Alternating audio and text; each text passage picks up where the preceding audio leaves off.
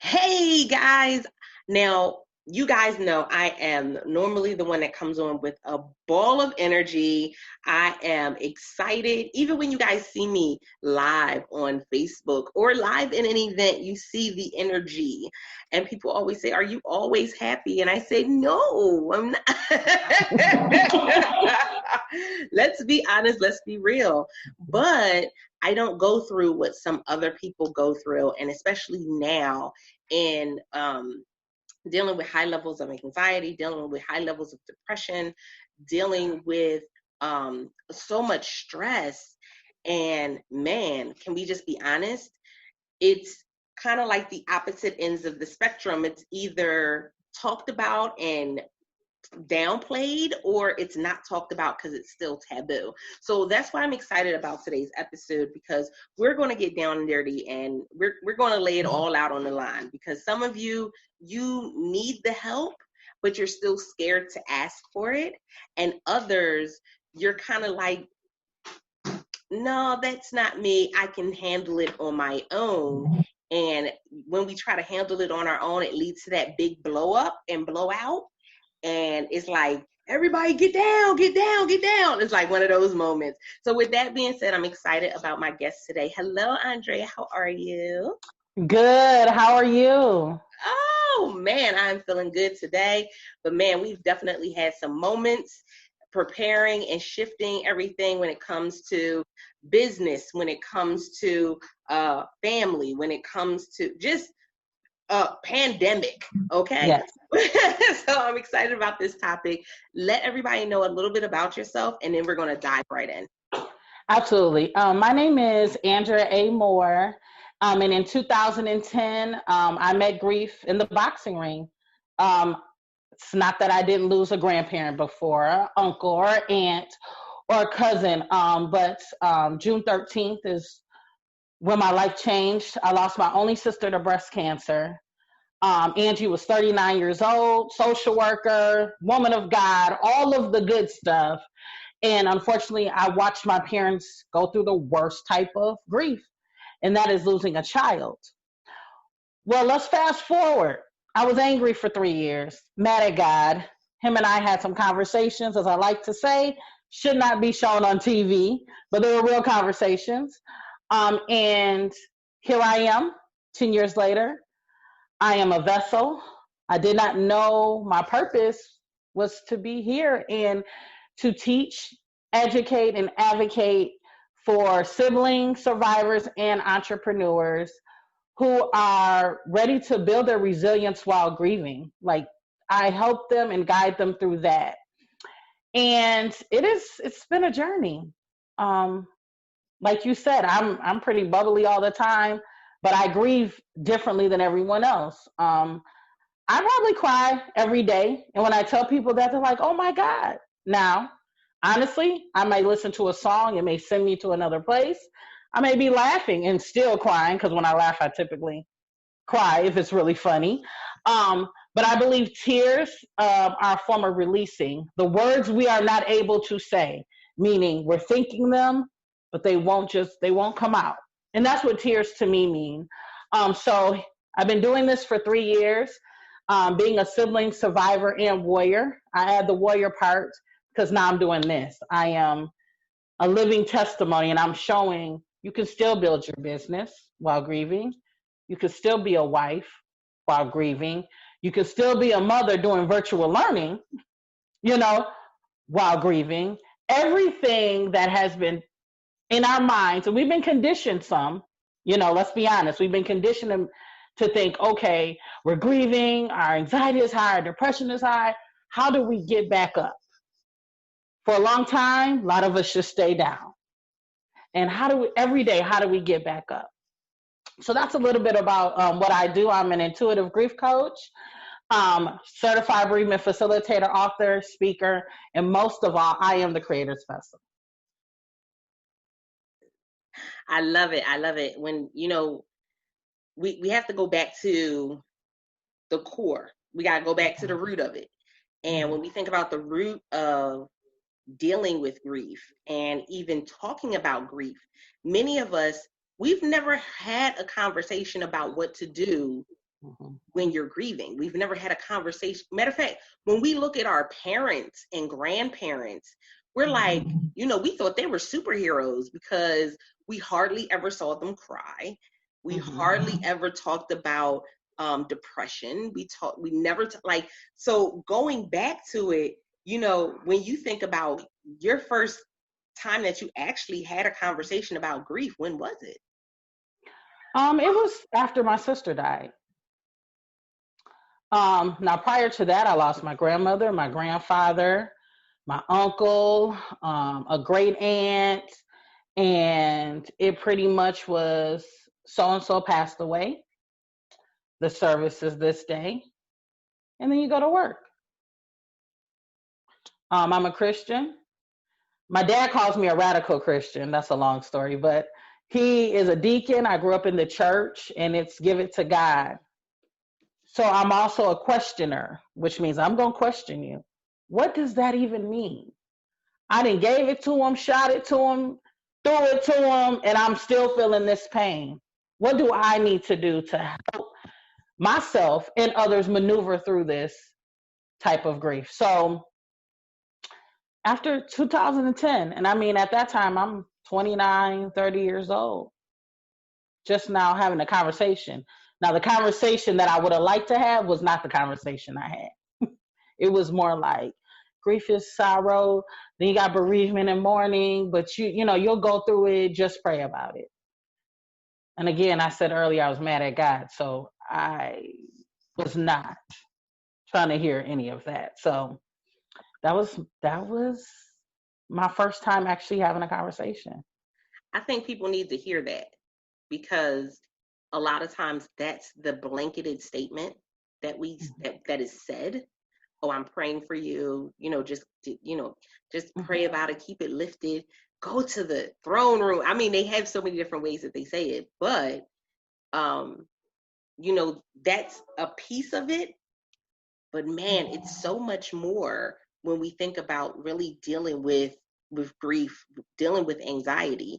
And so when someone says, okay, just pray about it.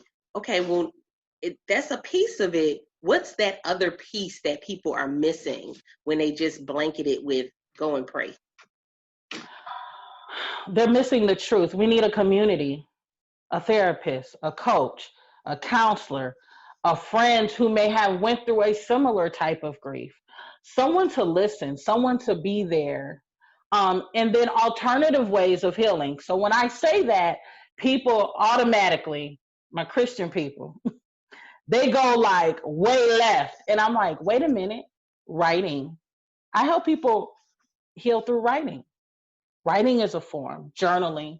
You hear that a lot, journal, write, and people are like, well, what does that do? And majority of the people I work with, it's like a weight lifted off of them, because they're saying words they weren't able to speak out. A lot of us, speaking out is taboo, because if we go to a person, and if I go to someone, maybe not now, but at the beginning of my process, and say, oh my God, I miss my sister, I'm going through it. And I've had people literally say, well, I know, but, can we not talk about this right now? I've had people say that, and I'm going, oh, okay. So I just do a nice little check, because that's how I think, like, so I know I can't talk to you about that. So that's okay.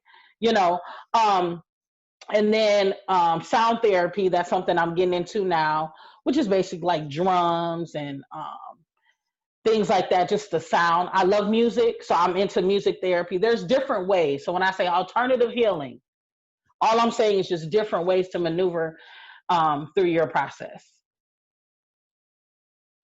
It's really interesting too, because I know one of the things my oldest daughter is interested in moving forward with is music therapy, and looking at just how powerful that is, and how, the ways that it can help. And again, when we talk about the different ways to work through grief, when we talk about the different, let's be honest. We still have the stigma against counseling and therapy. We still have the, what goes on in this house stays in this house. And, it's done more damage to us in the long run than anything else. Like, it hasn't helped us It's kept us hidden. It's kept us from healing.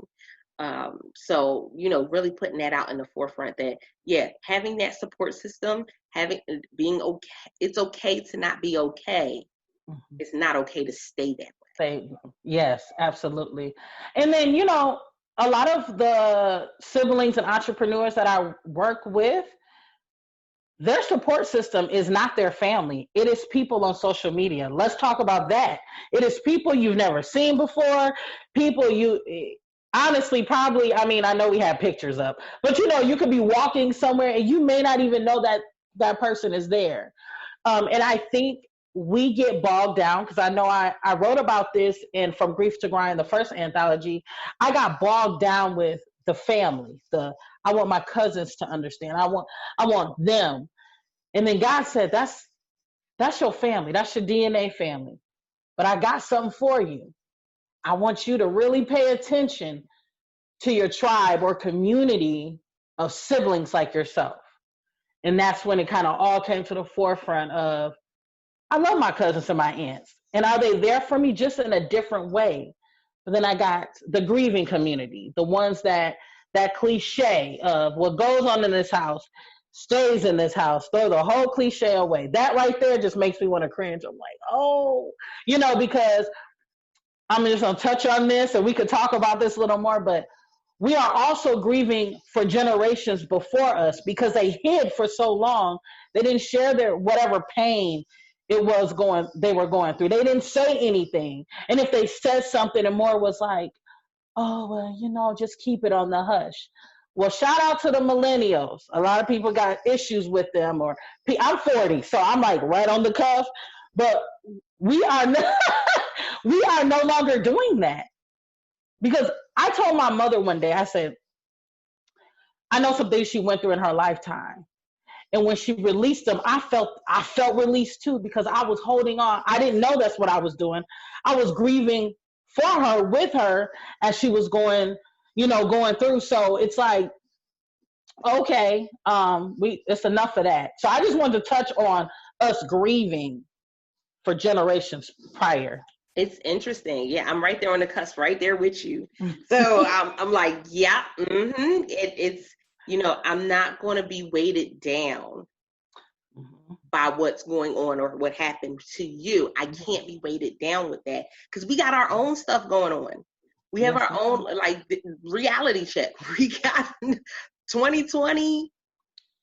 We kind of, at this point, you don't know if we need to call Captain Planet, the Autobots, like, who do we need to call at this point? So, we do have our own things going on, and we never know what else is going to transpire. So when we're carrying the load and carrying the baggage from all of that stuff from beforehand, from us at childhood, seeing divorce, seeing our parents not get a divorce, but sleep in separate beds.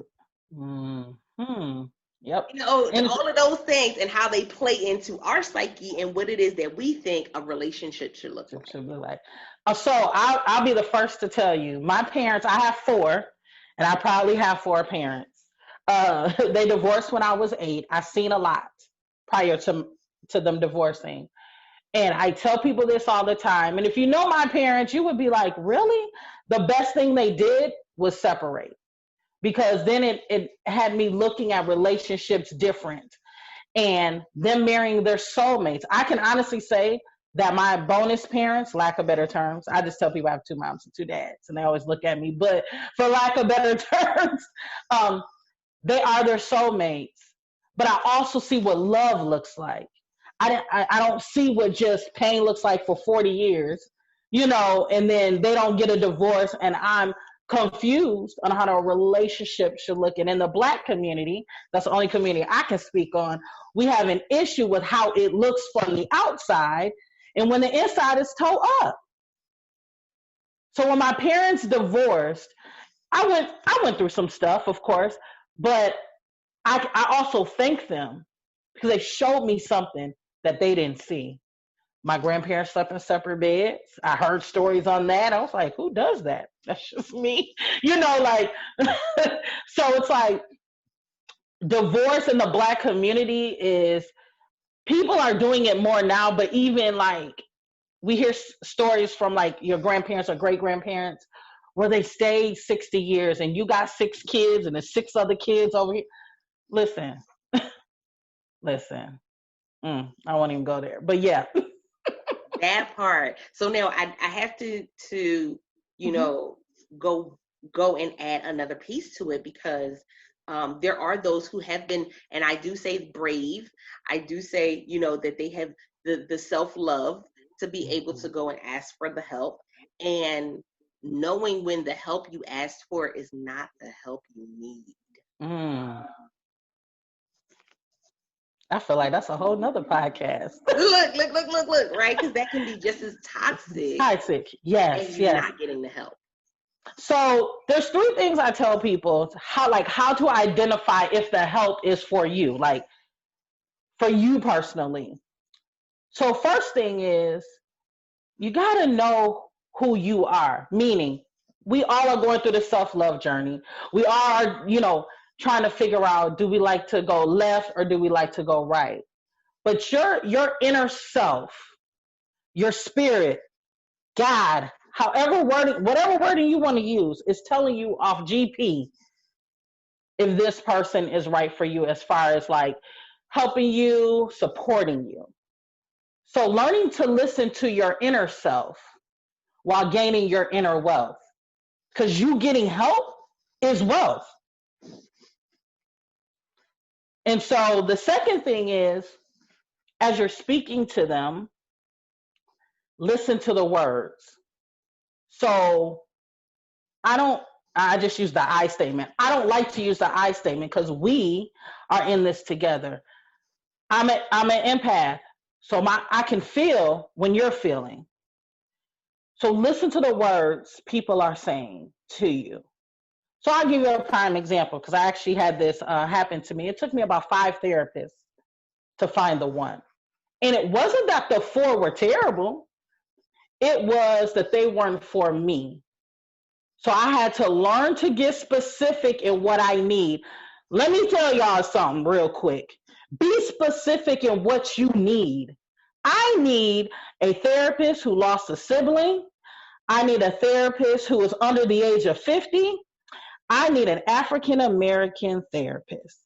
Do you know, in 48 hours, once I was specific, somebody messaged me and said, I got somebody for you. She's like 45 minutes away. She lost her sister 9 years ago, all because I was specific. So listening to your inner self, listening to the words they're speaking to you, and be specific in your offering. Your words are way more powerful than what you think. So like, you do that, I'm telling you, your abundance is going to start coming from all over the place. And I use social media a lot, I'll be honest. So some things I say on there because I know someone's going to see it, because I'm listening to myself. Put it on there, because you're not only helping yourself. Oh, you helping somebody else in the background that was thinking the exact same thing, but they're too afraid to, say it. So those are like the 3 things that that's what I tell people personally. That's it right there. Guys, I want you guys, Speakeasy podcast listeners, to understand that grief is not a dirty word. Mm-hmm. Anxiety is not a dirty word. Depression is not a dirty word. Counseling is not a dirty word. It's okay to not be okay. It's not okay to stay that way. Like, we need this help. We need this support. And now more than ever, there are opportunities for you to be able to reach and get this support. Like, I love that social media has become this. I mean, it has its pros and its cons, but I think one of the pros is that it gives you a platform to connect with a community of like-minded people. It gives you a platform to connect with people who have been through some of the same things you've been through, but making sure that you go back and write down those steps that she said, because you never want to attract or to, go ahead and link yourself up with help that's toxic and that's not going to help you. You also want to be careful about trying to help someone else when you haven't fully healed. Mm-hmm. Like that can be very dangerous as well. And I'm speaking from experience. That can be very dangerous because whatever, toxic things that you may have going on with you at that moment, you're spreading it. It's like you spreading seeds. You just like, I'm going to spread a little bit over here. We just going to have a couple, let's put a rose bush on this side and one over here. And it's so much better when we've gone through that healing process. Now, I know you talked about in the beginning writing, and that has been a really big one for me. I work with a lot of women who have gone through domestic violence and abuse in some way, shape, or form. And so writing has always been my go-to since I was, I think, middle school. But even now, if it's writing that journal, it may not lead to a book. It may just be, you writing for you. Like yeah, with that. Yes. I love journaling, and most of the people that I support never have a book. Like they have journals on top of journals on top of journals, and I always say, do you ever go back and look so you can journal about that? You know what I mean? Like, and they're like, oh, they always give me this look like, you're right. I said, yes, it's good to go back and kind of say, oh man, I've come so far. Because sometimes we don't see it because we are, going day by day, moment by moment, minute by minute, second by second. So yeah, journaling. Yes. I love it. I love it. Oh my goodness, Speakeasy Podcast listeners, this has been an amazing episode. So I want you to let them know how they can reach out to you if they are having that moment where they're like, you know what, I think that where I am right now, I do need help. And then also where they can get access to the book. Yes. So you can go to fromgrieftogrind.co and we can start with the grief chat. That's 60 minutes with me. We're going to go through some actionable real steps that'll help you every day. Right now, we got something coming out in October. The short version is I'm going to have something for 3 sessions or more. I've never done that. It's time to kind of up level. You know how that goes. So yes. And I also do a grief plan.